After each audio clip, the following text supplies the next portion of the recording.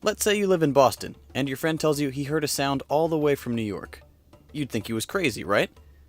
Now, imagine that instead, he claimed the sound came all the way from Dublin, Ireland. Impossible?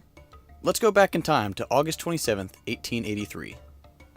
The people of Java and Sumatra were going about their daily lives that particular morning when the island of Krakatoa let out a sound louder than any we've heard since. The great volcano of Krakatoa had just erupted with a force so powerful it blasted the island apart. The plume of smoke that billowed from the mountain reached a height of 17 miles into the atmosphere, according to a geologist who witnessed the event. The gas, rock, and ash thrust from the volcano at more than twice the speed of sound, over 1,600 miles per hour.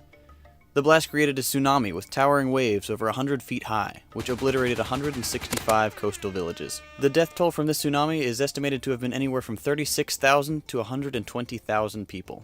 So, just how loud was this earth-shattering explosion? Let's start with a report from the British ship Norham Castle, which was just 40 miles from Krakatoa when it blew. The captain wrote in his log, "So violent are the explosions that the eardrums of over half my crew have been shattered. My last thoughts are with my dear wife. I am convinced that the day of judgment has come." Moving further from ground zero, a barometer at the Batavia Gasworks, 100 miles from Krakatoa, registered the spike in pressure at 2.5 inches of mercury. That means that 100 miles from the source, the sound registered at an ear-shattering 172 decibels. To put that in perspective, a jackhammer operator is subjected to 100 decibels. The human threshold for pain is 130 decibels. Standing right behind a jet engine is an incredible 150 decibels. Every 10 decibel increase is generally felt to sound twice as loud. 172 decibels is pushing the limit of what can actually be discerned as sound. At ground zero, the noise from the blast was well over 200 decibels, producing a shockwave equivalent to a 200 megaton nuclear blast.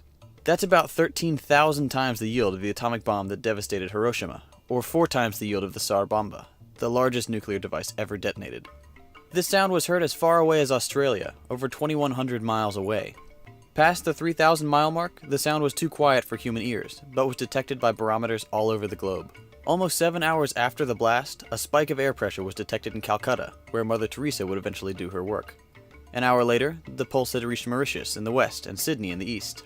At 12 hours after the eruption, the pulse was detected in St. Petersburg, followed by Rome, Paris, Berlin, and Munich. At 18 hours, New York, Washington, D.C., and Toronto.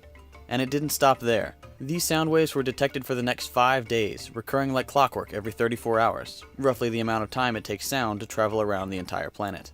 By the time it was all over, the pressure waves from the mighty volcano had circled the globe 3 to 4 times in every direction. At each pass on tidal stations around the world, people recorded a rise in ocean waves concurrent with the pulse, something that had never been seen before.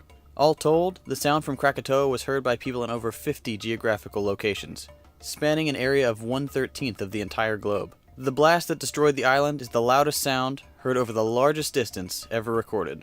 Considering the effects of such a monumental explosion, from tsunamis to shockwaves surpassing the biggest nuclear weapons to the cloud of ash that lowered the Earth's temperature for several years, let's hope the Krakatoa holds on to its title. If you enjoyed this video, please like and subscribe to keep up to date with the latest content. Thanks for watching, and we'll see you in the next video.